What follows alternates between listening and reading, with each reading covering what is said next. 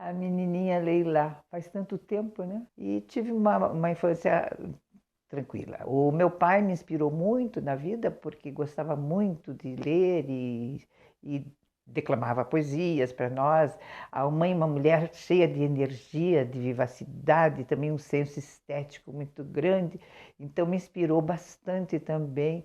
Minha avó, Pompília, que foi uma musa, né, de todos em casa e, ao mesmo tempo, matriarca, porque ela sempre foi uma mulher muito respeitada pela família, né? Meu avô Dario também escrevia. Meu pai era um escritor de talento também, foi um político, foi prefeito aqui em Curitiba. Então, minha infância foi uma infância tranquila, mas bastante movimentada, não é? Acostumada também com música erudita desde pequena, não é? Embora eu frequentasse vários eventos, não fosse uma pessoa elitista, né? Mas eu tinha toda uma educação e aprendi piano e tal. Então, a minha infância foi praticamente inspirada nessas pessoas que tiveram uma grande presença, né, na minha vida. Uma grande... Pois é, eu acho que no fundo foi do meu pai. Ele lia muito filosofia, discutia filosofia, mesmo logicamente não tentando me inspirar, mas a discussão que eu ouvia dele em casa e tal. Então eu comecei a perceber aqueles filósofos, Sócrates, Platão e Aristóteles, os grandes da filosofia, os pré-socráticos também, e comecei a perceber que aquilo era uma evolução na minha cabeça, né? Era uma evolução, porque eu aprendia a cada leitura, aos poucos comecei a ler e gostar. Fui fazer o curso de filosofia, porque embora eu trabalhasse na Biblioteca Pública do Paraná, então quis fazer o curso também, justamente porque eu poderia aproveitar aqueles conhecimentos para exercer na prática. E isso foi muito bom, porque eu consegui equilibrar a filosofia e a biblioteconomia. E aos poucos eu fui exercendo a minha vida profissional com essa ajuda, né? E foi um auxílio muito bom, foi na minha vida e tem sido, né? Porque hoje assim a gente vai descobrindo em outros filósofos aquilo que a gente não tinha visto na época de universidade, não é? Eu fiz filosofia na Católica, eu fazia ao mesmo tempo biblioteconomia na Federal. Então eu poderia fazer os dois cursos na época. E foi uma época de grande efervescência. Eu praticava, né, a política estudantil no Centro Acadêmico Jackson de Figueiredo, que era da filosofia, e também eu era do Centro Acadêmico de Biblioteconomia e Documentação, eu era presidente. Então, praticava muito a política estudantil, né? E ali também que fui me dedicando a uma outra dimensão da minha vida, que foi a dimensão política. Então, a dimensão filosófica, epistemológica foi muito importante, não é? A estética também, porque com a minha mãe sempre frequentando ambientes culturais, eu sempre ia com ela ou com minha avó. Eu conheci pessoas assim importantíssimas, como o Tasso da Silveira, não é? E ele era um filósofo e também foi um escritor fabuloso, não é? Escreveu poesias lindíssimas, por intermédio da minha avó Pompília. E ele sempre me dizia assim: você, de todas as filhas, nenhuma delas é tão parecida como você que é neta. Então, naquela época, eu era parecida à minha avó Pompília. E eu me orgulhava muito disso, né? Principalmente vindo, né, dele. Ele era muito amigo da família e muito dedicado às letras, né? E a política como local de luta, de desempenho também, de posições, não são fáceis muitas vezes, né? A gente sabe que a consciência política vem do dia a dia e do conhecimento, das informações. Por isso que eu acho que a ciência da informação também foi muito bom como curso, né, de biblioteconomia, ciência da informação, porque aí também aprendi essa necessidade, né, de organizar os pensamentos, de organizar fisicamente também. De alguma forma, temos que nos organizar para repensar e e assimilar aqueles conhecimentos necessários, né? Tão necessários. E sem perder a ternura jamais, como diria, não é?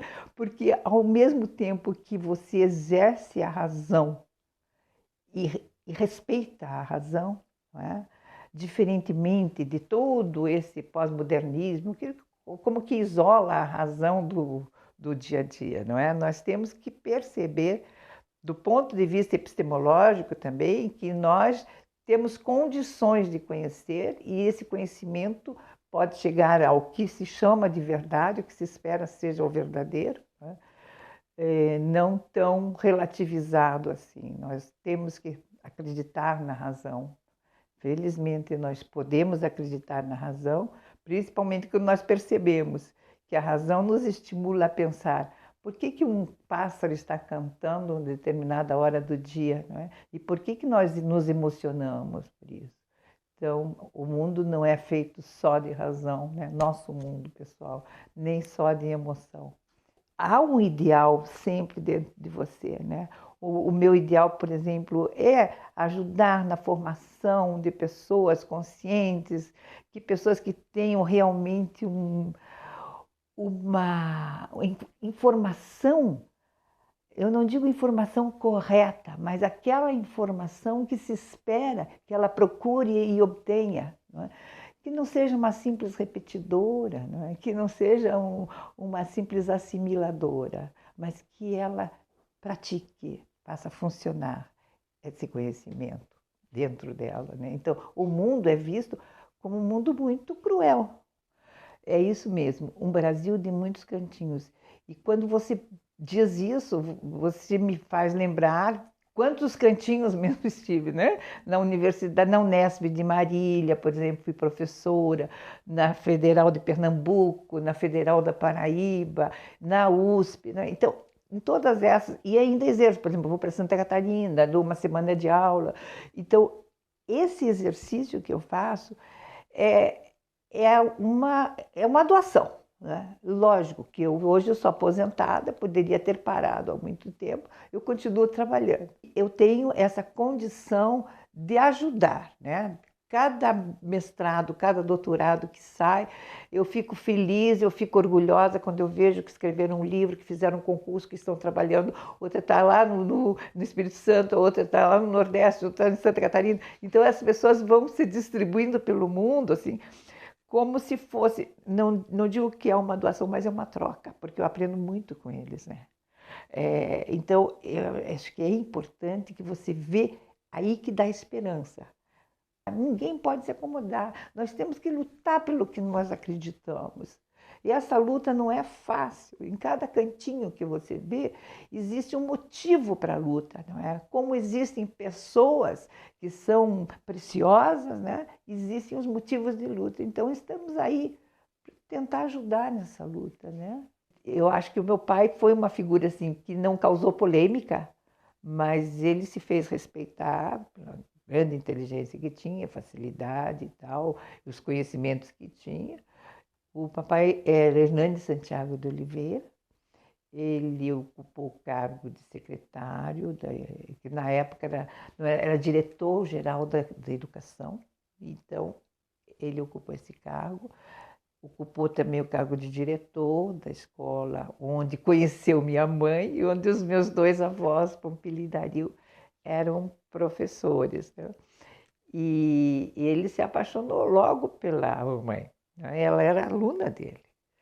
Então, para os dois foi uma paixão, assim, os dois se conheceram e ela nunca tinha pegado na mão de ninguém e ele também não podia namorar uma aluna, né? Então, como ele gostou dela, ele resolveu pedir em casamento, porque ele não podia ficar namorando. E foi pedir em casamento a aluna que era a mais sapeca da turma, né? E aí pediu em casamento, foi uma surpresa. Ela aceitou, logicamente que os pais ficaram envaidecidos também, porque... Mas se imaginou o casamento, né, dela, uma menina de 15 anos, com o diretor da escola. Ela teve que parar de estudar, né, 25 anos. Mas em 54 ele foi convidado pelo Bento Munhoz da Rocha Neto para ser prefeito na vacância do prefeito anterior. Foi o último prefeito nomeado. Antes era a Universidade do Paraná, foi fundada pelo Miguel Santiago, que está aqui é a fotografia dele. Ele, em 1919, ele morreu. Ele veio muito cedo do Ceará, de Fortaleza, família de lá. E depois dele, o meu avô, que está ali também, tem um porta-retrato, o meu avô, pai do meu pai, que era Tiburcio Carvalho de Oliveira. Também se formou na primeira turma de engenharia e foi professor de engenharia durante muitos anos. Depois dele, meu pai, que se formou na turma de 25 anos de Direito. Depois meus 2 filhos se formaram na Federal. Um é agrônomo e a minha filha é engenheira florestal. Eu tenho 2 filhos.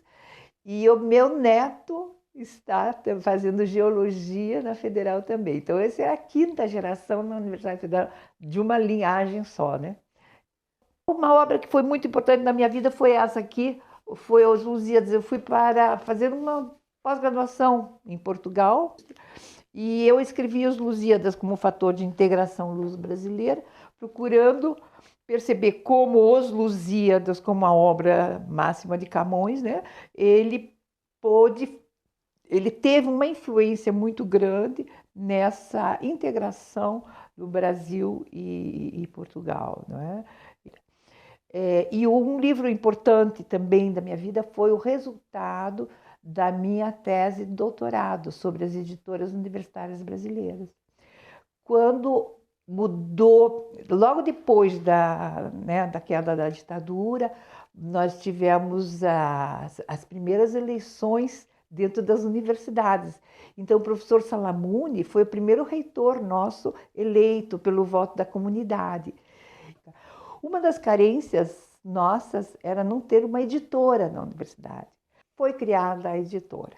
E ele me convidou, então, para ser a primeira diretora da editora. E com isso nós começamos a produzir.